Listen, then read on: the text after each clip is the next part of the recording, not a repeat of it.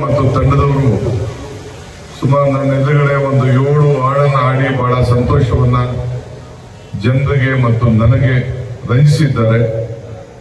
ಶಶಿಯವರಿಗಿನ್ನ ಅವ್ರಿಗೆ ನಾನು ಆ ತಂಡಕ್ಕೆ ಈ ಸಂದರ್ಭದಲ್ಲಿ ನಾನು ಅಭಿನಂದಿಸಲಿಕ್ಕೆ ನಾನು ಬಯಸ್ತಾ ಇದ್ದೇನೆ. ಎರಡನೇದು ನಮ್ಮ ರಾಮನಗರದ ಮಕ್ಕಳು, ಪುಟಾಣಿ ಮಕ್ಕಳು, ವಿದ್ಯಾರ್ಥಿಗಳು, ಕಲಾವಿದರು, ಒಳ್ಳೆ ಭರತನಾಟ್ಯದ ತಂಡ. ನಮ್ಮ ಜಿಲ್ಲೆಯಲ್ಲೂ ಕೂಡ ಸಂಸ್ಕೃತಿಯ ನಾಡು, ಅದನ್ನು ಕೂಡ ಬಹಳ ಸಂತೋಷದಿಂದ ಅವರು ನಮ್ಮನ್ನು ಬರಮಾಡಿಕೊಂಡು ವಿನಾಯಕನ ಹೆಸರಿನಲ್ಲೂ ಕೂಡ ತಾಳವನ್ನು ಹಾಕಿ ಒಂದು ಪ್ರಾರ್ಥನೆಯನ್ನು ಮಾಡಿ ನಮ್ಮನ್ನೆಲ್ಲ ಕೂಡ ಸಂತೋಷ ಪಡಿಸಿದ್ದಾರೆ. ಅವರಿಗೆ, ಅವರ ಅಧ್ಯಾಪಕರೊಂದವ್ರಿಗೆ, ನೃತ್ಯವನ್ನು ಕಲಿಸ್ಕೊಟ್ಟಂತ ಎಲ್ಲ ನನ್ನ ತಂಡ, ಅವರ ತಂಡದವರಿಗೆ ಕೂಡ ನಾನು ಈ ಸಂದರ್ಭದಲ್ಲಿ ಅಭಿನಂದಿಸಲಿಕ್ಕೆ ನಾನು ಬಯಸ್ತಾ ಇದ್ದೇನೆ. ಇವತ್ತು ಬಾಬಾ ಸಾಹೇಬ್ ಅಂಬೇಡ್ಕರ್ ಅವರ ಜನ್ಮದಿನವನ್ನು ನಾವು ಆಚರಣೆ ಮಾಡ್ತಾ ಇದ್ದೇವೆ.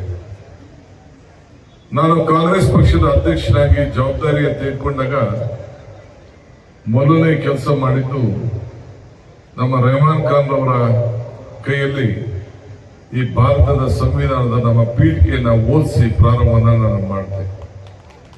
ಅದಾದ ಮೇಲೆ ನಮ್ಮ ಸರ್ಕಾರ ಅಧಿಕಾರಕ್ಕೆ ಬಂದ ತಕ್ಷಣ ನಾನು, ಮಹದೇವಪ್ಪನವರು, ಸಿದ್ದರಾಮಯ್ಯನವರು ನಾವೆಲ್ಲ ಮಾತಾಡಿಕೊಂಡು ಇದು ಸರ್ಕಾರದ ಒಂದು ಆದೇಶವನ್ನು ಮಾಡಿಸಿ ಪ್ರತಿ ಸಂದರ್ಭದಲ್ಲೂ ಕೂಡ ಸರ್ಕಾರದ ಮಟ್ಟದಲ್ಲಿ ಇದೊಂದು ದೊಡ್ಡ ಕಾನೂನೇ ಮಾಡಬೇಕು ಅಂತ ಹೇಳಿ ಅದನ್ನು ಮತ್ತೆ ಅದಕ್ಕೊಂದು ಶಕ್ತಿ ಕೊಟ್ಟಂತ ಕೆಲಸ, ಸಂವಿಧಾನವನ್ನು ಸ್ಮರಿಸಿಕೊಳ್ಳುವಂತ ಕೆಲಸವನ್ನು ನಾವು ಮಾಡ್ಕೊಂಡು ಬಂದಿದ್ದೇವೆ. ನಮ್ಮ ರಾಷ್ಟ್ರೀಯ ಅಧ್ಯಕ್ಷರಾದಂಥ ಮಲ್ಲಿಕಾರ್ಜುನ್ ಖರ್ಗೆ ಅವರು ಈ ನಾಡಿನವರು, ಮಹಾತ್ಮ ಗಾಂಧೀಜಿಯವರ ಜಾಗದಲ್ಲಿ ಅವರು ಕಾಂಗ್ರೆಸ್ ಅಧ್ಯಕ್ಷರಾಗಿದ್ದರು 100 ವರ್ಷದ ಹಿಂದೆ. ಅವರ ಜಾಗದಲ್ಲಿ ಇವತ್ತು ಅವರು ಕೂತಿದ್ದಾರೆ. ಅವರಾದ ಮೇಲೆ ಇಂದಿರಾ ಗಾಂಧಿ ಕೂತಿದ್ರು, ರಾಜೀವ್ ಗಾಂಧಿ ಕೂತಿದ್ರು, ರಾಹುಲ್ ಗಾಂಧಿ ಅವರು ಕೂತಿದ್ರು, ಸೋನಿಯಾ ಗಾಂಧಿ ಅವರು ಕೂತಿದ್ರು, ಅವ್ರ ಜಾಗದಲ್ಲಿ ಕೂತಿದ್ದಾರೆ. ಅವರ ಮುಖಂಡತ್ವದಲ್ಲಿ ಮೊನ್ನೆ ತಾನೇ ನಾವು ಬೆಳಗಾಂನಲ್ಲಿ ಜೈ ಬಾಪು, ಜೈ ಭೀಮ್, ಜೈ ಸಂವಿಧಾನ ಈ ಕಾರ್ಯಕ್ರಮವನ್ನು ಘೋಷಣೆ ಮಾಡಿ ಇಡೀ ರಾಷ್ಟ್ರಕ್ಕೆ ಒಂದು ದೊಡ್ಡ ಸಂದೇಶವನ್ನು ಕೊಟ್ಟು ಈ ನಮ್ಮ ಸಂವಿಧಾನ ಬಿಟ್ರೆ ನಮ್ಮ ಬದುಕಿಲ್ಲ ಅನ್ನೋದನ್ನ ಈ ಸಂದರ್ಭದಲ್ಲಿ ಎತ್ತಿ ಹಿಡಿದಿರೋದು ತಮಗೆಲ್ಲ ಗೊತ್ತಿರುವಂತ ವಿಚಾರ. ನಾನು ಬಾಬಾ ಸಾಹೇಬ್ ಅಂಬೇಡ್ಕರ್ ಅವ್ರನ್ನ ಸ್ಮರಿಸಿಕೊಂಡು ಅವ್ರು ಕೊಟ್ಟಂತ ಮಾರ್ಗದರ್ಶನವನ್ನ ಪ್ರತಿ ದಿನ ನೆನಪಿಸಿಕೊಂಡು ನಮ್ಮ ದಿನಗಳನ್ನ ನಾವೆಲ್ಲ ಪ್ರಾರಂಭವನ್ನು ನಾವು ಮಾಡ್ತಾ ಇದ್ದೇವೆ. ನಮ್ಮ ರಕ್ಷಣೆ ಎಲ್ಲ ವರ್ಗದ ಜನ. ಒಂದೇನಪ್ಪಾ ಅಂದ್ರೆ ಕೆಲವರು ಒಂದು ವರ್ಗ ಬರೀ ಪರಿಶಿಷ್ಟ ಜಾತಿ, ಪರಿಶಿಷ್ಟ ಪಂಗಡಕ್ಕೆ ಮಾತ್ರ ಬಾಬಾ ಸಾಹೇಬ್ ಅಂಬೇಡ್ಕರ್ ಅಂತೇಳಿ ಕೆಲವು ಬಿಂಬಿಸ್ಲಿಕ್ಕೆ ಪ್ರಯತ್ನವನ್ನ ಮಾಡ್ತಾ ಇದ್ದಾರೆ. ಸಮಾಜದ ಎಲ್ಲ ವರ್ಗ, ಎಲ್ಲ ತುಳಿತ ವರ್ಗರು ಕೂಡ ಸಮಾನತೆ, ಸರ್ವರಿಗೂ ಸಮಬಾಳು ಸಮಪಾಡು ಅಂತೇಳಿ ಘೋಷಣೆ ಮಾಡಿ ಎಲ್ಲರೂ ಕೂಡ ಸಂವಿಧಾನವನ್ನು ಕೊಟ್ಟು ನಮ್ಮನ್ನ ನಾವೇ ರಕ್ಷಣೆ ಮಾಡುವಂತ ಒಂದು ದೊಡ್ಡ ಶಕ್ತಿಯನ್ನು ತುಂಬಿದ್ದು ಬಾಬಾ ಸಾಹೇಬ್ ಅಂಬೇಡ್ಕರ್ ಅವರು ಅಂತ ಹೇಳಲಿಕ್ಕೆ ನಮ್ಗೆಲ್ಲ ಬಹಳ ಸಂತೋಷ ಆಗ್ತದೆ. ಸಂವಿಧಾನವನ್ನ ಉಪಯೋಗವನ್ನು ಪಡ್ಕೊಂಡ ಪ್ರತಿಯೊಬ್ಬರೂ ಕೂಡ ನಾವೆಲ್ಲ ಭಾರತೀಯರು ಅವರನ್ನ ನೆನೆಸ್ಕೊಳ್ಳಿಲ್ಲ ಅಂತಂದ್ರೆ ನಮ್ಮ ಬದುಕಿಗೆ ಅರ್ಥ ಇರಲಿಕ್ಕೆ ಸಾಧ್ಯ ಇಲ್ಲ. ನಾವು ಇವತ್ತು ಬಾಬಾ ಸಾಹೇಬ್ ಅಂಬೇಡ್ಕರ್ ಅವರ ಪ್ರತಿಭೆಗೆ ಪೂಜೆ ಮಾಡ್ತಾ ಇಲ್ಲ, ಅವರ ಪ್ರತಿಭೆಗೆ ನಾವು ಪೂಜೆ ಮಾಡ್ತಾ ಇದ್ದೇವೆ. ಅವರ ಪ್ರತಿಭೆಗೆ ಇದನ್ನ ನಾವೆಲ್ಲ ಕೂಡ ನಾವು ಸ್ಮರಿಸ್ಕೊಂಡಿರ್ಬೇಕು. ಇವತ್ತು ಕರ್ನಾಟಕ ಸರ್ಕಾರ ನೀವೆಲ್ಲ ತಂದುಕೊಟ್ಟಂತ ಒಂದು ಸರ್ಕಾರ, ಎಲ್ಲ ವರ್ಗದ ಜನರಿಗೆ ಶಕ್ತಿಯನ್ನ ತುಂಬಲಿಕ್ಕೆ ಒಂದು ಅವಕಾಶ ಮಾಡಿಕೊಟ್ಟಿದ್ದೀರಿ. ಕಾಂಗ್ರೆಸ್ ಶಕ್ತಿ ಈ ದೇಶದ ಶಕ್ತಿ, ಕಾಂಗ್ರೆಸ್ ಇತಿಹಾಸ ಈ ದೇಶದ ಇತಿಹಾಸ. ಕಾಂಗ್ರೆಸ್ ಅಧಿಕಾರಕ್ಕೆ ಬಂದ್ರೆ ಎಲ್ಲ ವರ್ಗದ ಜನರ ಅಧಿಕಾರಕ್ಕೆ ಬಂದಂಗೆ. ಹಿಂದೆ ಸಿದ್ದರಾಮಯ್ಯ ಸರ್ಕಾರ ಅಧಿಕಾರಕ್ಕೆ ಬಂದಿತ್ತು.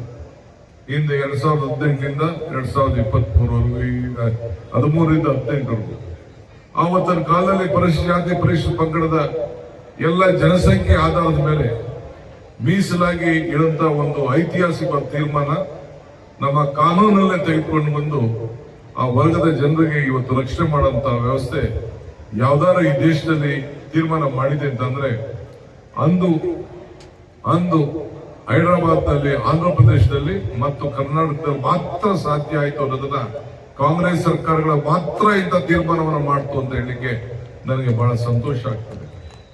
ಇವತ್ತು ಕೂಡ ಪ್ರತಿಯೊಂದು ರಿಸರ್ವೇಶನ್ ನಾನು ಪವರ್ ಮಿನಿಸ್ಟರ್ ಆಗಿದ್ದೆ.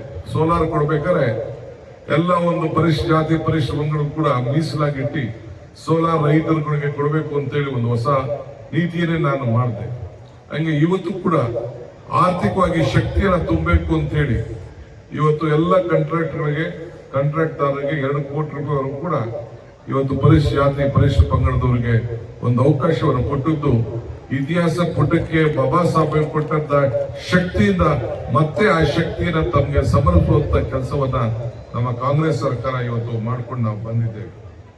ಬಂಧುಗಳೇ, ನಮ್ಮ ಶಶಿ ಅವರು ಹೇಳಿದಂಗೆ ನಾನು ಹಿಂದೆ ಒಂದು ಮಾತನ್ನ ಈ ಸಂದರ್ಭದಲ್ಲಿ ಹೇಳಿದ್ದೆ. ನಾನು ಎಷ್ಟೋ ನಾಯಕರುಗಳನ್ನ ವಿಗ್ರಹಗಳನ್ನ ನಾವು ನೋಡ್ತೇವೆ. ದೇವರ ವಿಗ್ರಹಗಳನ್ನ ಬಿಟ್ರೆ, ಆಂಜನೇಯನ ವಿಗ್ರಹವನ್ನು ಬಿಟ್ರೆ, ಯಾವ್ದಾದ್ರು ಒಬ್ಬ ರಾಷ್ಟ್ರದಲ್ಲಿ ಒಬ್ಬ ನಾಯಕರ ವಿಗ್ರಹವನ್ನ ಇಡೀ ಪ್ರಪಂಚದಲ್ಲಿ ಅತಿ ಹೆಚ್ಚು ನೋಡ್ತಾ ಇರೋದು ನಾವು ಸಂವಿಧಾನ ಶಿಲ್ಪಿ ಬಾಬಾ ಸಾಹೇಬ್ ಅಂಬೇಡ್ಕರ್ ವಿಗ್ರಹ ಮಾತ್ರ ಅನ್ನೋದನ್ನ ನಾವು ಯಾರು ಕೂಡ ಇತಿಹಾಸವನ್ನ ಮರೆಯಲಿಕ್ಕೆ ಸಾಧ್ಯ ಇಲ್ಲ. ಹಂಗೆ ಒಬ್ಬ ಪರಮಾತ್ಮನ ರೀತಿಯಲ್ಲಿ ಇವತ್ತು ನಾವು ಬಾಬಾ ಸಾಹೇಬ್ ಅಂಬೇಡ್ಕರ್ ಅವ್ರನ್ನ ನಾವು ನೋಡ್ತಾ ಇದ್ದೇವೆ. ಅವರ ಮಾತು, ಅವರ ವಿಚಾರ ಚರ್ಚೆ ಮಾಡಿಕೊಂಡು ಮಾತಾಡ್ಕೊಂಡು ಹೋದ್ರೆ ಗಂಟೆಗಟ್ಟಲೆ ನಾವು ಈ ಸಂದರ್ಭದಲ್ಲಿ ನಾವು ಮಾತಾಡ್ಕೊಂಡು ಹೋಗಬೇಕಾಗ್ತದೆ. ಸಂವಿಧಾನ ನಮ್ಮ ದೇಶದ ಒಂದು ಪವಿತ್ರವಾದಂತ ಗ್ರಂಥ. ಅದನ್ನ ನಾವೆಲ್ಲ ಭಾರತೀಯರು ಇವತ್ತು ರಕ್ಷಣೆ ಮಾಡಬೇಕು. ತಾವು ಗಮನಿಸಿರ್ಬೇಕು, ರಾಹುಲ್ ಗಾಂಧಿ ಅವರಾಗ್ಲಿ, ಮಲ್ಲಿಕಾರ್ಜುನ್ ಖರ್ಗೆ ಅವರಾಗ್ಲಿ, ಪ್ರಿಯಾಂಕಾ ಗಾಂಧಿ ಅವರು ಈ ದೇಶಕ್ಕೆ ಪಾರ್ಲಿಮೆಂಟ್ಗೆ ಎಂಟರ್ ಆದಾಗ ಮತ್ತೆ ಅವರು ಏನು ಒಂದು ಪ್ರಮಾಣ ವಚನ ಸ್ವೀಕಾರ ಮಾಡಬೇಕಾದ್ರೆ ಈ ಸಂವಿಧಾನ ಪೀಠಿಗೆಯನ್ನ ಇಟ್ಟು ಮುಂದಕ್ಕಿಟ್ಟು ಅವರು ಇವತ್ತು ಪ್ರಮಾಣ ವಚನ ಸ್ವೀಕಾರ ಮಾಡಿದ್ದನ್ನ ತಾವೆಲ್ಲ ಗಮನಿಸಿದ್ದೀರಿ ಅಂತ ನಾನು ಭಾವಿಸ್ಕೊಂಡಿದ್ದೇನೆ. ಕಾರಣ ಏನಂತ ಅಂದ್ರೆ ಇವತ್ತು ನಾವು ಸಂವಿಧಾನವನ್ನು ಎಲ್ಲಿ ಬದಲಾವಣೆ ಆಗ್ತದೋ ಅನ್ನೋ ಆತಂಕದಲ್ಲಿ ಬೇರೆ ಪಕ್ಷದವರು ಇದ್ರ ಬಗ್ಗೆ ಅಪಾರವಾದಂತಹ ಕೀಳು ಮನೋಭಾವದಿಂದ ನೋಡ್ತಾ ಇದ್ದಾರೆ ಅನ್ನೋ ದೃಷ್ಟಿಯಿಂದ ಇದನ್ನ ರಕ್ಷಣೆ ಮಾಡಬೇಕಾದ್ದು ನಮ್ಮ ಕರ್ತವ್ಯ ಅಂತೇಳಿ ಆ ನಿಟ್ಟಿನಲ್ಲಿ ನಾವೆಲ್ಲ ಸೇರಿ ಕೆಲಸವನ್ನ ಮಾಡ್ಕೊಂಡು ಬರ್ತಾ ಇದ್ದೇವೆ. ಇವತ್ತು ಮೊನ್ನೆ ತಾನೇ ಜಗಜೀವನ್ ರಾಮ್ರವರ ದಿನಾಚರಣೆಯನ್ನು ಕೂಡ ನಾವು ಆಚರಣೆ ಮಾಡೋದು. ಬಾಬಾ ಸಾಹೇಬ್ ಅಂಬೇಡ್ಕರ್ ಅವರು ಮತ್ತು ಬಾಬಾ ಜಗಜೀವನ್ ರಾಮ್ ಎರಡೂ ಕೂಡ ನಮ್ಮ ಸಮಾಜಕ್ಕೆ, ಈ ರಾಷ್ಟ್ರಕ್ಕೆ 2 ಕಣ್ಣುಗಳನ್ನ ಅಂತ ಹೇಳಲಿಕ್ಕೆ ನನಗೆ ಬಹಳ ಸಂತೋಷ ಆಗ್ತದೆ. ಮನಸ್ಸಿನಲ್ಲಿ ನಾವು ಬಹಳ ದೊಡ್ಡ ವಿಚಾರ, ದೇವರು ನಮ್ಗೆ 2 ವಿಚಾರಗಳನ್ನ ಕೊಟ್ಟಿದ್ದಾನೆ. ದೇವರು ವರನೂ ಕೊಡೋದಿಲ್ಲ, ಶಾಪನೂ ಕೊಡೋದಿಲ್ಲ, ಅವಕಾಶ ಮಾತ್ರ ಕೊಟ್ಟಿದ್ದಾನೆ. ಕೊಟ್ಟಂತ ಅವಕಾಶದಲ್ಲಿ ನಾವು ಯಾವ ರೀತಿ ಉಳಿಸ್ಕೊಳ್ಬೇಕು ಅಂತ ಬಹಳ ಮುಖ್ಯ. ಇವತ್ತು ನಮ್ಗೆಲ್ಲ ಶಕ್ತಿಯನ್ನ ತಾವೆಲ್ಲ ತುಂಬಿದ್ದೀರಿ. ಭಗವಂತ ಹೆಚ್ಚಿಗೆ ಅವಕಾಶವನ್ನು ಮಾಡಲಿಕ್ಕೆ ಕೊಟ್ಟಿದ್ದೀರಿ. ನಮ್ಮ ಇತಿಹಾಸವನ್ನು ನಾವೆಲ್ಲ ಸ್ಮರಿಸ್ಕೊಳ್ಬೇಕು. ಅಂಬೇಡ್ಕರ್ ಹೇಳ್ದಂಗೆ ಇತಿಹಾಸ ಮರ್ತವನು ಇತಿಹಾಸವನ್ನು ಸೃಷ್ಟಿ ಮಾಡಲಿಕ್ಕೆ ಸಾಧ್ಯ ಇಲ್ಲ ಅಂತೇಳಿ ಬಾಬಾ ಸಾಹೇಬ್ ಅಂಬೇಡ್ಕರ್ ಅವರು ನಮಗೆ ಮಾರ್ಗದರ್ಶನ ಕೊಟ್ಟಿದ್ದಾರೆ. ಹಂಗೆ ಇವತ್ತು ಶಶಿ ಅವರು ಈ ರಾಮನಗರದ ಇತಿಹಾಸ ಪುಟಕ್ಕೆ DK ಶಿವಕುಮಾರ್ ಕೂಡ ಸೇರ್ಬೇಕು ಅನ್ನೋ ಒಂದು ಮಾತನ್ನ ಈ ಸಂದರ್ಭದಲ್ಲಿ ಹೇಳಿದ್ದಾರೆ. ನಾನು ಕೂಡ ಸಾಕ್ಷಿ ಗುಡ್ಡ ಬಗ್ಗೆ ನಂಬಿಕೆ ಇಟ್ಕೊಂಡಿರೋದು. ನಾನು ಕೂಡ ಇವತ್ತು 25 ವರ್ಷ CM ಲಿಂಗಪ್ಪನವರು ಆದಮೇಲೆ ಮತ್ತೆ ಇವತ್ತು ನನ್ನ ಮಾತಿಗೆ ಗೌರವ ಕೊಟ್ಟು ನೀವೆಲ್ಲ ಸೇರಿ ಒಗ್ಗಟ್ಟಿನಿಂದ ನಮ್ಮ ಇಕ್ಬಾಲ್ ಹುಸೇನ್ ಅವ್ರನ್ನ ವಿಧಾನಸಭೆಗೆ ಕಳಿಸ್ಕೊಟ್ಟಿದ್ದೀರಿ. ಅವರು ಕೂಡ ನನ್ನ ಹತ್ರ ಮುಖ್ಯಮಂತ್ರಿಗಳ ಬಂದು ಭೇಟಿ ಮಾಡಿ ಸುಮಾರು ಹೆಚ್ಚು ಕಮ್ಮಿ ಈಗಾಗಲೇ 1,000 ಕೋಟಿಗೂ ಹೆಚ್ಚು ಹಣ ವಿವಿಧ ರೀತಿಯಲ್ಲಿ ಇವತ್ತು ಈ ಒಂದು ರಾಮನಗರ ಜಿಲ್ಲೆಗೆ ಇವತ್ತು ಬಂದಿದೆ. ಹಳ್ಳಿಗಳಿಗೆ ಈಗಾಗಲೇ ಸುಮಾರು 500 ಕೋಟಿಗೂ ಹೆಚ್ಚು ಇವತ್ತು ಹಣ ಬಂದಿದೆ. ಈಗಾಗಲೇ ನಗರಕ್ಕೆ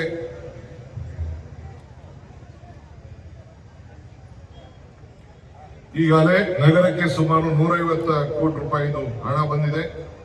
ಮತ್ತು ನಮ್ಮ ನೀರಾವರಿ ಇಲಾಖೆಯಿಂದ ಸುಮಾರು 400 ಕೋಟಿ ರೂಪಾಯಿ ಅಷ್ಟು ಹಣ.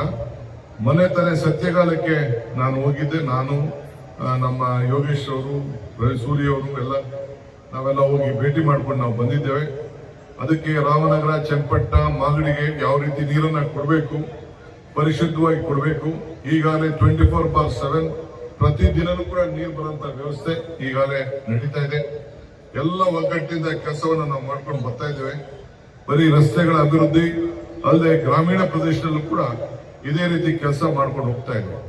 ಬಹುಶಃ ತಾವು ನೆನೆಸಿರ್ಬೋದು, ಈ ಹಾಸ್ಪಿಟ್ಲ್ ಏನೇ ಹಾಸ್ಪಿಟ್ಲ್ ಇದೆ, ಈ ಹಾಸ್ಪಿಟ್ಲು ಇದ್ರ ಬಗ್ಗೆ ಯಾರು ಚಿಂತೆ ಮಾಡಿರಲಿಲ್ಲ.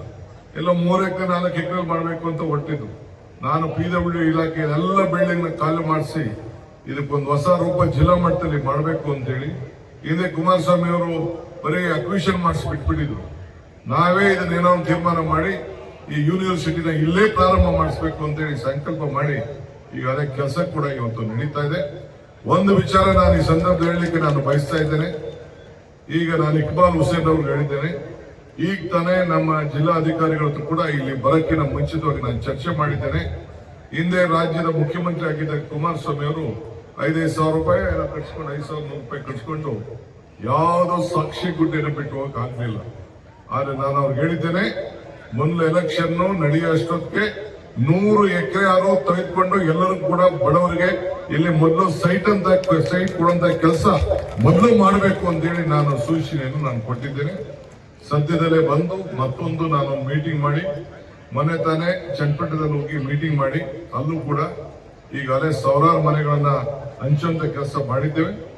ಇಲ್ಲೂ ಕೂಡ ಈಗಾಗಲೇ ಅವರು ಜಮೀರ್ ಅವರು ಇಬ್ಬರು ಮಾತಾಡ್ಕೊಂಡು ಜಮೀರ್ ಅಹಮದ್ ಖಾನ್ ಅವರು ಸುಮಾರು 40 ಕೋಟಿ ರೂಪಾಯಿ ಬರೀ ಸೈಟ್ ಅನ್ನ ತಯಾರು ಮಾಡ್ಲಿಕ್ಕೆ ಹಣವನ್ನ ಮೀಸಲಾಗಿ ಕೂಡ ಇಟ್ಟಿದ್ದಾರೆ.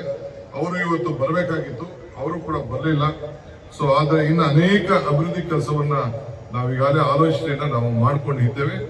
ನಾನು ಬೆಂಗಳೂರು ಇದನ್ನ ಈ ರಾಮನಗರ ಜಿಲ್ಲೆ, ರಾಮನಗರ ಏನು ಬದಲಾವಣೆ ಆಗುವುದಿಲ್ಲ. ರಾಮನಗರ ಹೆಡ್ ಕ್ವಾರ್ಟರ್ಸ್ ಇಲ್ಲೇ ಇರ್ತದೆ. ಆದ್ರೆ ಇದಕ್ಕೆ ಹೆಸರು ನಾವೆಲ್ಲ ಬೆಂಗಳೂರು ಜಿಲ್ಲೆಯವರು. ನಾನು ಜಿಲ್ಲಾ ಪಂಚಾಯತಿ ಮೆಂಬರ್ ಆಗಿದ್ದವನು, ಬೆಂಗಳೂರು ಗ್ರಾಮಾಂತರ ಜಿಲ್ಲಾ ಪಂಚಾಯತಿ ಮೆಂಬರ್ ಆಗಿ ನಾವೆಲ್ಲ ಕೆಲಸ ಮಾಡಿದಂಥವ್ರು. ಸೊ ಇಡೀ ರಾಷ್ಟ್ರ ಅಂತಾರಾಷ್ಟ್ರ ಮಟ್ಟ ಇವತ್ತು ಬೆಂಗಳೂರು ನಗರವನ್ನ, ಬೆಂಗಳೂರು ಜಿಲ್ಲೆಯನ್ನ ನೋಡ್ತಾ ಇದೆ. ಅದಕ್ಕೆ ಹೊಸ ರೂಪವನ್ನು ಕೊಡ್ಲಿಕ್ಕೆ, ನಿಮ್ಮ ಆಸ್ತಿ ಮೌಲ್ಯಗಳನ್ನು ಹೆಚ್ಚಿಸಲಿಕ್ಕೆ, ನಿಮ್ಗೆ ಉದ್ಯೋಗವನ್ನು ಸೃಷ್ಟಿ ಮಾಡಲಿಕ್ಕೆ ಈಗಾಗಲೇ ಅನೇಕ ಯೋಜನೆಗಳನ್ನ ಈಗಾಗಲೇ ತಯಾರು ಮಾಡಿಕೊಂಡು ಈಗಾಗಲೇ ಕಾರ್ಯಕ್ರಮವನ್ನು ರೂಪಿಸಿದ್ದೇವೆ. ಟೀಕೆ ಬೇಕಾದಷ್ಟು ಮಾಡ್ತಾರೆ, ಮಾಡ್ಕೊಳ್ಳಿ, ಅದನ್ನೆಲ್ಲ ತಲೆ ಕೆಡಿಸ್ಕೊಳ್ಳ. ಟೀಕೆಗಳೆಲ್ಲ ಸಾಯ್ತವೆ, ನಾವು ಮಾಡೋಂಥ ಕೆಲಸ ಮಾತ್ರ ಉಳಿತದೆ. ಅದರಲ್ಲಿ ನಾನು ನಂಬಿಕೆಯನ್ನು ಇಟ್ಕೊಂಡಿರೋನು. ನನಗೆ ಬೇಕಾಗಿರೋದು ನಿಮ್ಮ ಆಶೀರ್ವಾದವನ್ನು ಮಾತ್ರ ಈ ಸಂದರ್ಭದಲ್ಲಿ ನಾನು ಕೇಳ್ತೇನೆ. ಅದು ಬಿಟ್ಟರೆ ಇನ್ನೇನು ಕೇಳಲಿಕ್ಕೆ ನನಗೆ ಇಷ್ಟ ಇಲ್ಲ. ಹೆಂಗೆ ಅಂದ್ರೆ ನಮ್ಮ ಶಿಶಿಯವರು ನಿಮ್ಗೆಲ್ಲರೂ ಕೂಡ ಹೇಳಿದ್ರು, ಡಿ.ಕೆ. ಶಿವಕುಮಾರ್ ಬದುಕಿ ನಂಬಿಕೆ ಇದೆ ಅಂತೇಳಿ. ಇವತ್ತು ದೇವರು ಭಗವಂತ ನಮ್ಗೆ ಕೊಟ್ಟಂತ ಅವಕಾಶದಲ್ಲಿ ನಿಮ್ಮ ಋಣವನ್ನ ತೀರಿಸುವಂತ ಕೆಲಸವನ್ನ ನಾವು ಮಾಡ್ಕೊಂಡು ಬರ್ತೇವೆ. ಆ ಕೆಲಸದ ಮೇಲೆ ವಿಶ್ವಾಸವನ್ನ ಇಡಿ ಅಂತ ಈ ಸಂದರ್ಭದಲ್ಲಿ ಹೇಳಿ, ಇವತ್ತು ತಾವೆಲ್ಲ ಏನೇ ದೊಡ್ಡ ಸಮಸ್ಯೆ ಇರಲಿ, ನಿಮ್ಮ ಶಾಸಕರಿದ್ದಾರೆ, ಮುನ್ಸಿಪಲ್ ಅಧ್ಯಕ್ಷರಿದ್ದಾರೆ, ಇಡೀ ನಮ್ಮ MLC ರವಿ ಇದ್ದಾರೆ, ಬಾಲಕೃಷ್ಣ ಇದ್ದಾರೆ, ಯೋಗೇಶ್ನ ಗೆಲ್ಲಿಸಿದ್ದೇವೆ. 4 ಜನ ಶಾಸಕರು. ಇಲ್ಲಿಂದ ಬಿಟ್ಟು ಹೋದವ್ರ ಬಗ್ಗೆ ಚರ್ಚೆ ಮಾಡ್ಕೊಳ್ಳೋ ಅರ್ಥ ಇಲ್ಲ. ಎಲ್ಲರೂ ಕೂಡ ವಿಶ್ವಾಸಕ್ಕೆ ತೆಗೆದುಕೊಂಡು ಹೋಗ್ತೇವೆ. ಮತ್ತೆ ನನಗೆ ವಿಶ್ವಾಸ ಇದೆ, ಮಾತು ಕೊಟ್ಟಿದ್ದೆ ನಾನು, 5 ಗ್ಯಾರಂಟಿಗಳನ್ನ ನಾನು ಕೊಡ್ತೇವೆ ಅಂತೇಳಿ. ಇದೇ ರಾಮನಗರದ ಬಂದು ಪ್ರತಿಯೊಂದು ಮನೆಗೂ ಹೋಗಿ, ಒಂದು ಹಳ್ಳಿಗೆ ಹೋಗಿ ಅಲ್ಲೇ ನಾನು ಗ್ಯಾರಂಟಿ ಚೆಕ್ ನ ಸೈನ್ ಹಾಕಿ ಎಲ್ಲ ತಾಯಂದಿರುಗಳಿಗೆ ಹೇಳಿದೆ 5 ಗ್ಯಾರಂಟಿ. ಇವತ್ತು ರೇವಣ್ಣವ್ರು ಇಲ್ಲಿ ಕೂತಿದ್ದಾರೆ, ಅವ್ರಿಗೆ ಇಡೀ ರಾಜ್ಯದ ಜವಾಬ್ದಾರಿಯನ್ನು ಕೊಟ್ಟಿದ್ದೇವೆ. 52,000 ಕೋಟಿ ರೂಪಾಯಿಯನ್ನ ಇವತ್ತು ಕೊಡ್ತಾ ಇದ್ದೇವೆ. ನಿಮ್ಮೆಲ್ಲರೂ ಕೂಡ ಎಲ್ಲ ತಾಯಂದಿರಿಗೆ 2,000 ರೂಪಾಯಿ ಹಣ ಸಿಗ್ತಾ ಇದೆ.